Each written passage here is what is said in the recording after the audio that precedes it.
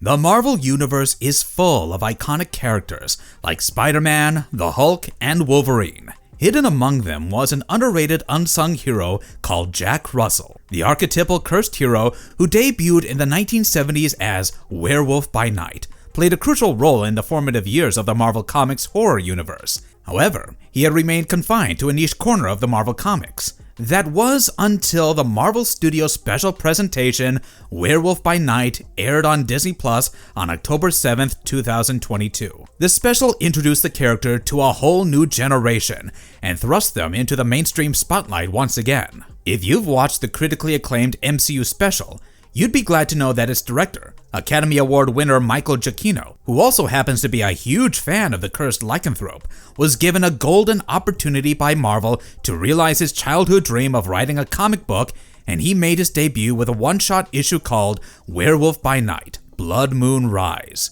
In this video, we're going to look at the full one-shot issue and explain it to you in detail. So stick around. But before we get started, do consider subscribing to our channel and smash the bell icon for more marvelous videos that keep aficionados like you and I happy and satisfied. The promising prologue. So, like most comic books, Werewolf by Night Blood Moon Rise begins with a strong prologue, which gives us an insight into Jack Russell's internal conflict. We learn about his curse that time doesn't seem to heal, and we also learn that something ancient inside him gets pulled out by the moon. Something he cannot reason with or refuse. Something that circles back every month. Jack is locked in a never-ending war with the beast inside him. In the first 5 pages, we see Jack's internal torment, his conflict between his desire to be a moral man and the feral instinct of the beast that wants to break free. In his own words, he still doesn't know if he's a man haunted by a monster or a monster pretending to be a man. This constant struggle has been Jack's biggest anguish for over 50 years. As the pocket watch ticks in the background, Jack tries to reason with the readers, and perhaps himself, that once he transforms into the werewolf, it almost seems like a dream that is too real, with faces he recognizes and screams echoing after he wakes up. And so, Jack tells us that the only thing that makes sure this doesn't happen are the walls or confines of steel and stone that keep the world out and the monster he becomes inside. So, for the sake of the safety of the people he loves, he locks himself inside and buries the beast once every month, and prays that the carnage the werewolf unleashes never reaches the innocent souls. This prologue gives a promising start and provides a strong horror premise to the story of Blood Moon Rise.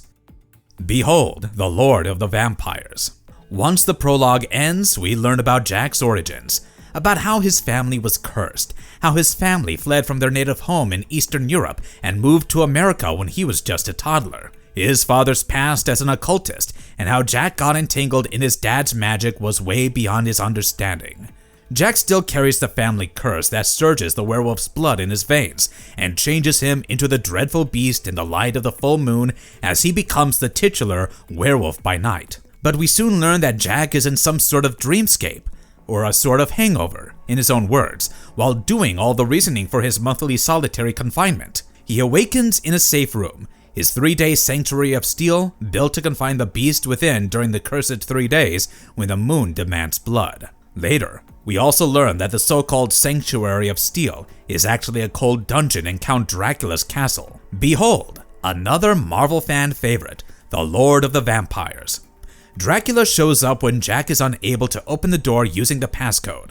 Jack himself reveals that Dracula's been playing games with his mind, manipulating his thoughts and dreams. He realizes that all his dreams are a lie, and that Dracula is holding him captive. When Jack asks how long Dracula's been holding him, Vlad the Impaler suggests, longer than he'd like, shorter than he deserves, and that the cage must feel like freedom if the beast remains inside. Jack tries to attack Dracula, but Dracula thrusts him onto a wall and demands some decorum and behavior. When Jack questions Dracula about how he dares put him in a dream state, the later suggests Jack's not in a dream state, but was quite active, and that only his mind was tucked away. Dracula says that he's given Jack a safe place, a controlled habitat, a perimeter where no one is allowed to get in but those he allows.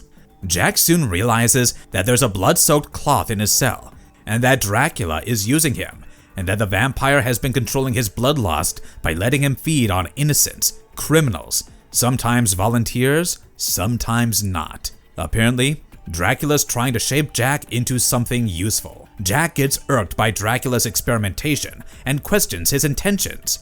And Dracula reasons that Jack should be thankful to him, for he has delivered him peace, while preparing him for war. Jack's controlled transformation into the werewolf. When Jack questions Dracula's reason to keep him alive, Dracula says that the world is full of things that even nightmares fear, almost like he's hinting at some upcoming plan or someone. As Dracula leaves, the clocks start ticking again, and Jack becomes frustrated and annoyed at how the vampire has been twisting his thoughts, and how he should not break free and let him take control. Jack wants to become something stronger than what's inside him, but he's afraid that the monster inside him always wins the war. And just as the transformation kicks in and the beast begins to surface, a voice echoes in Jack's head, repeatedly telling him to stay present, stay calm. Jack notices that he's somehow able to hold on and control the full transformation. As he transforms into the beast with claws, bloodlust, and rage, the transformation stalls midway, and he stands between two worlds, neither man nor werewolf, and that somehow he's still in control of his body and mind. Half Jack, half werewolf.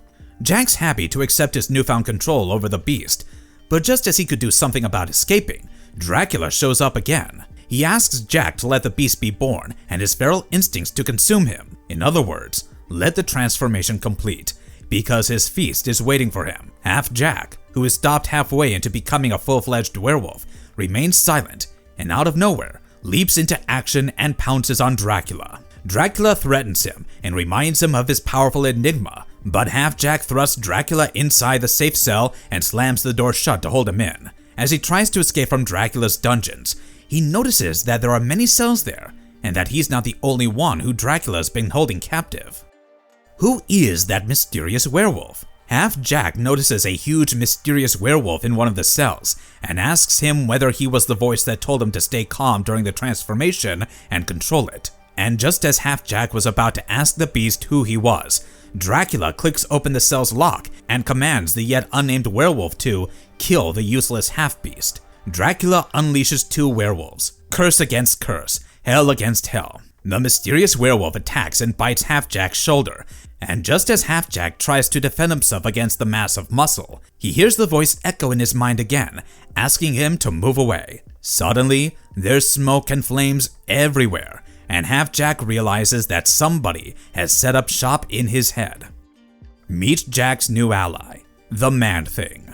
Just as a primal fear response fills Half Jack's body, a mysterious, almost alien-like figure appears from the flames. Jack tells himself to keep his cool and stay present, despite his feral instincts telling him to run. He stays and notices something strange about the green creature. His eyes don't look evil, but rather, they look trapped. Jack notices that the Man-Thing doesn't intend to hurt him, and frees him by breaking his chains, and makes a new friend. And just as always, Dracula arrives and commands Half Jack to obey, but he suggests it's not going to work this time. The Man-Thing is introduced as the flaming, moss-covered guardian emerging from the shadows of the swamp who tries to incinerate Dracula, who has a pretty cool trick up his sleeve. He transforms into a bat and escapes the inferno.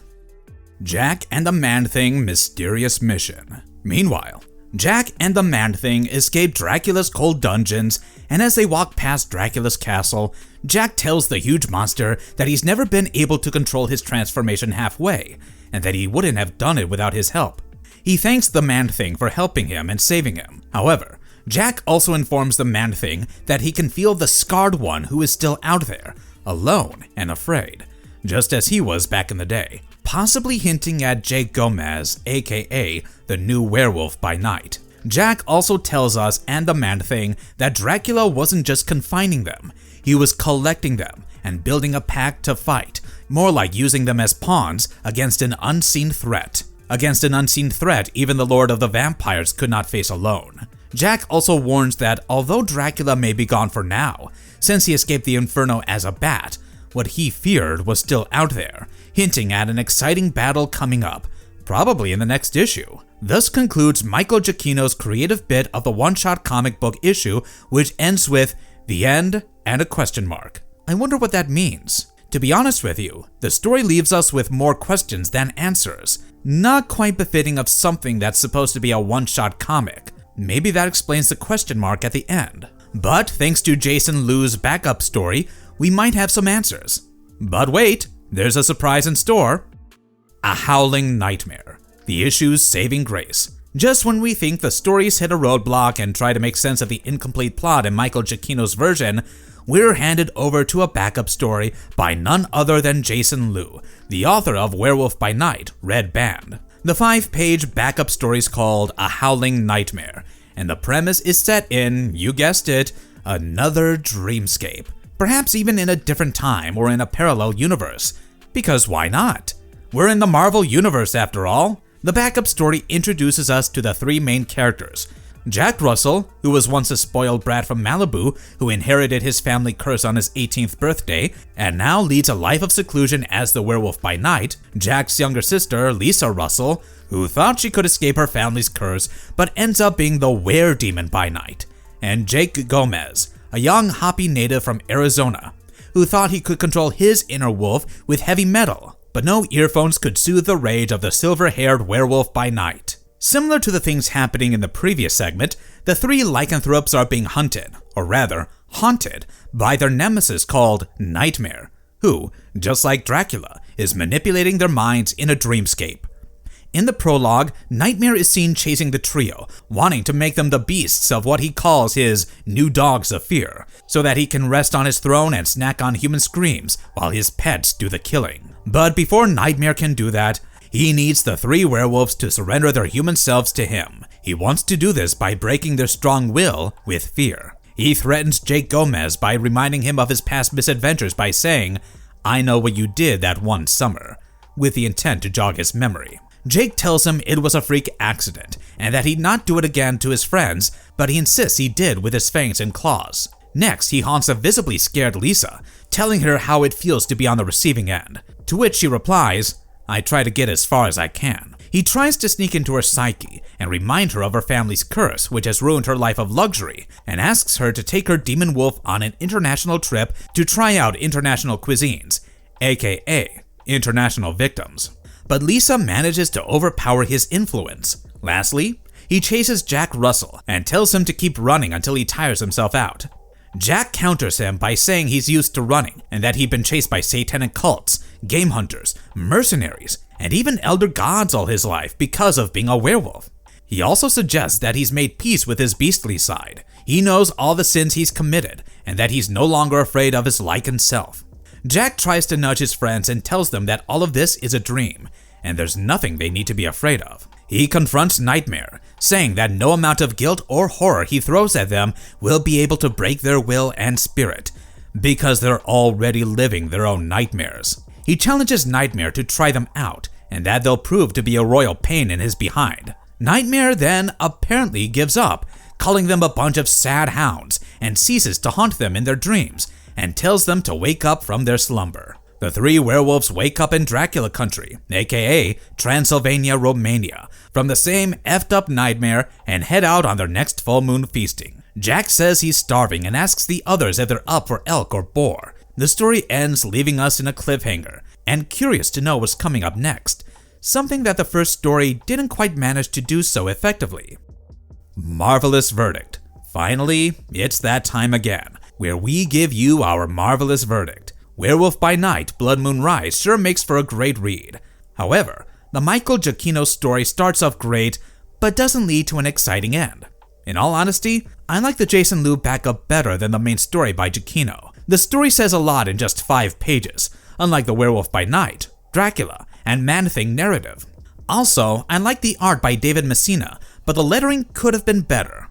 I agree that the large text for sound effects was something in the 70s and 80s, but the constant ticks do nothing but clutter the comic and take the focus off the main story. Having said that, this one-shot comic is worth giving a shot. I hope you've enjoyed watching our detailed explanation just as much as we did making it. I wonder what the next issue has in store for us. Can't wait for that one to come out. Until next time, peace. And if you liked our content, don't forget to leave a like and subscribe to us if you haven't already. Have a good one, be safe, and thanks everyone.